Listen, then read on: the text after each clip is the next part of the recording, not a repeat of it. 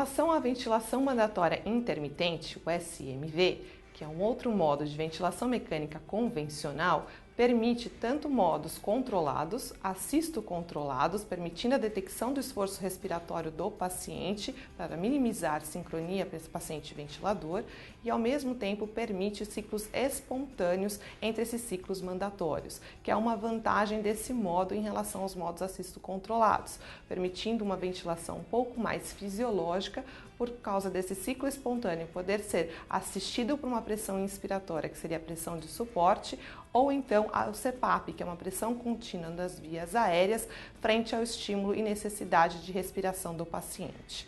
Isso quer dizer que, se mandatoriamente o ventilador ajusta a frequência respiratória de 15 respirações por minuto, o ciclo será mandatório, controlado, 15 respirações por minuto. No entanto, se o paciente apresentar um esforço respiratório, o ventilador percebe, detecta esse esforço e libera os modos previamente ajustados no ventilador.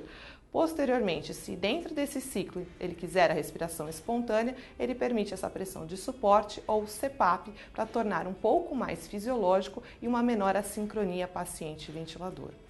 O modo SMV, como uma outra vantagem, assim como o assisto controlado e controlado, permite que a ventilação seja limitada tanto à pressão quanto a volume. Dependendo da sua limitação de ventilação, o volume ou a pressão será consequência da mecânica pulmonar do paciente em ventilação mecânica. Em relação à ventilação mandatória intermitente sincronizada, podemos limitar essa ventilação tanto a volume quanto à pressão. Inicialmente, novamente, em relação à limitação a volume, ela é muito semelhante ao que a gente observa na ventilação controlada, assim como a da assisto controlada limitada à pressão. Então, o paciente estiver extremamente sedado, sem nenhum esforço respiratório, ele garante uma ventilação mandatória, frente à frequência respiratória pré-ajustada, com um volume corrente pré-estabelecido e mandatório a cada ciclo respiratório.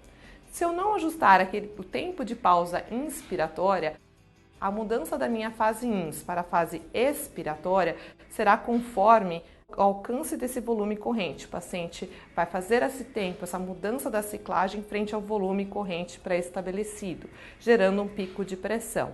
Novamente, eu não garanto o pico de pressão inspiratória frente ao volume corrente fornecido a cada ciclo respiratório. Então, preciso observar continuamente o quanto de pressão inspiratória esse volume vai gerar para eu minimizar o risco de lesão de um barotrauma nesse paciente.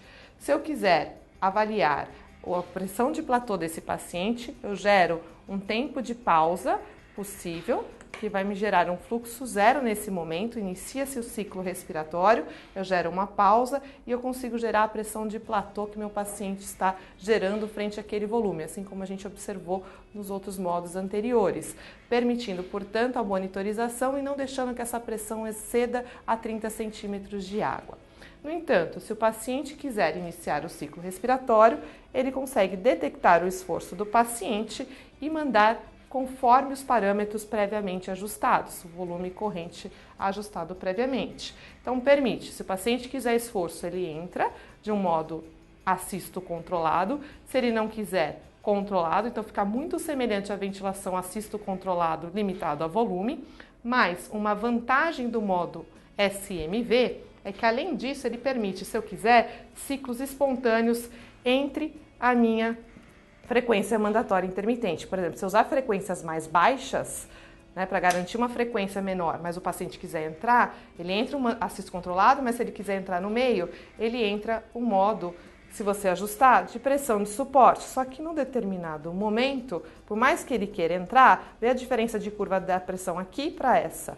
Aqui entrou pressão de suporte, um fluxo mais livre. E no segundo momento, eu já tenho aqui, conforme a gente vai ver na próxima curva aqui aparecendo, suporte, o fluxo é livre. Enquanto entra uma frequência assisto controlada, eu já tenho um fluxo quadrado. Então, a gente vai pensar exatamente com o paciente.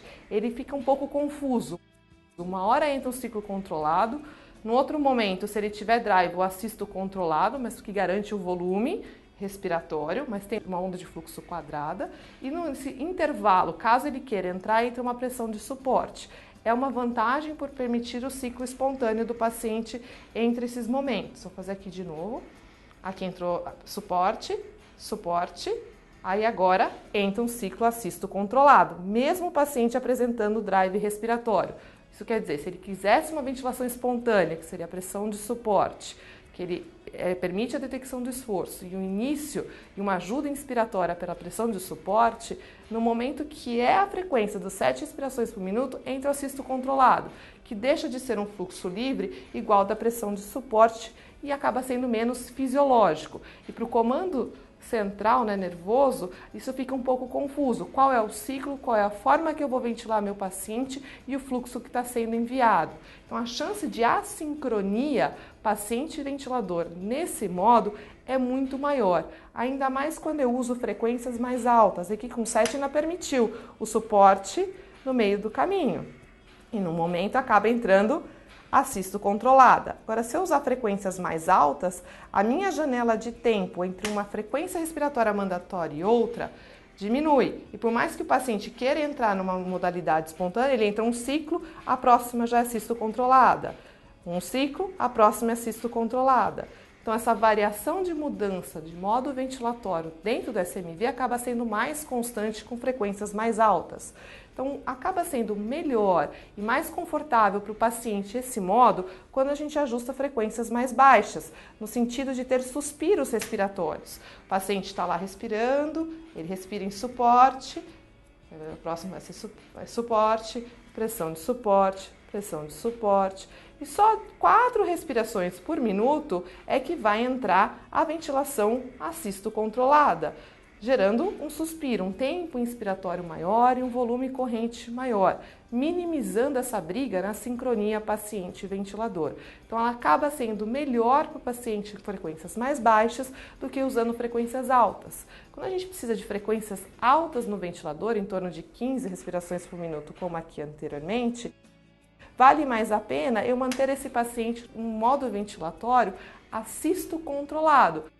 Cada vez que ele quiser fazer o esforço respiratório, o ventilador detecta e envia o que o paciente necessita, mas não fica brigando com modos tão diferentes dentro do mesmo ciclo respiratório. Fica menos confuso para o sistema respiratório, o sistema nervoso central, assim como para a musculatura diafragmática. A ventilação mandatória intermitente também permite que ela seja limitada à pressão e não só a volume. Nesse modo, a diferença é que aí, consequentemente, eu estou limitando a minha fase inspiratória à pressão. Eu não garanto o volume corrente que o paciente está realizando.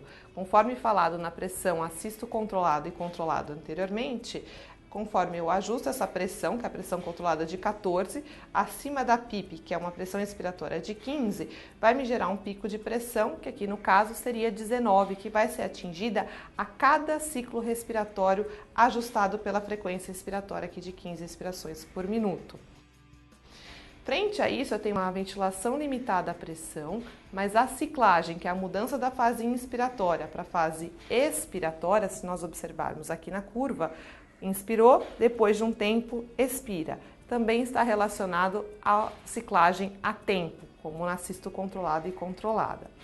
A vantagem do SMV, tanto a pressão quanto a volume, é, portanto, permitir modos controlados. Se o paciente não entrar, entra a ventilação conforme previamente ajustada, próximo a uma ventilação controlada mesmo. Porém, se o paciente apresentar drive respiratório, passar o efeito de sedação, começar a querer respirar, ele consegue detectar isso, conforme aqui, começa a detectar a variação de pressão e o paciente da frequência de 15 começa a fazer uma frequência mais alta, permitindo, portanto, a oscilação de modos controlados com assisto controlados. E assim como no modo do SMV limitado a volume, eu tenho a possibilidade, entre esses ciclos mandatórios, da entrada de um ciclo espontâneo. Se entre um ciclo e outro o paciente fizer um esforço respiratório, vou mostrar aqui no próximo, se ele quiser entrar, entrou um assisto controlado, mas ele quiser entrar novamente, ele entra um modo de pressão de suporte. Só que conforme no volume controlado, se a minha frequência respiratória estiver muito alta, ele permite poucos ciclos espontâneos entre um ciclo e outro. Então, o ideal seria usar uma frequência mais baixa para esse modo, que minimiza essa briga do paciente com a ventilação mecânica, permitindo um número maior de vezes que o paciente entra em pressão de suporte na ventilação espontânea.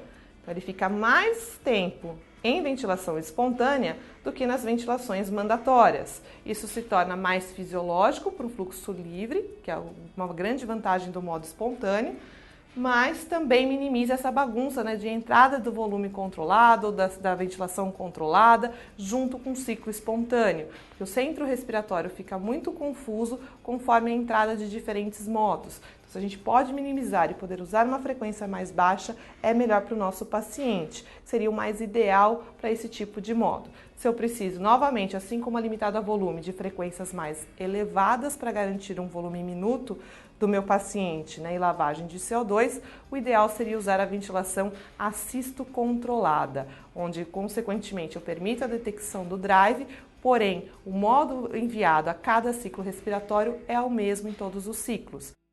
Isso se torna mais confortável e menos lesivo para os nossos pacientes.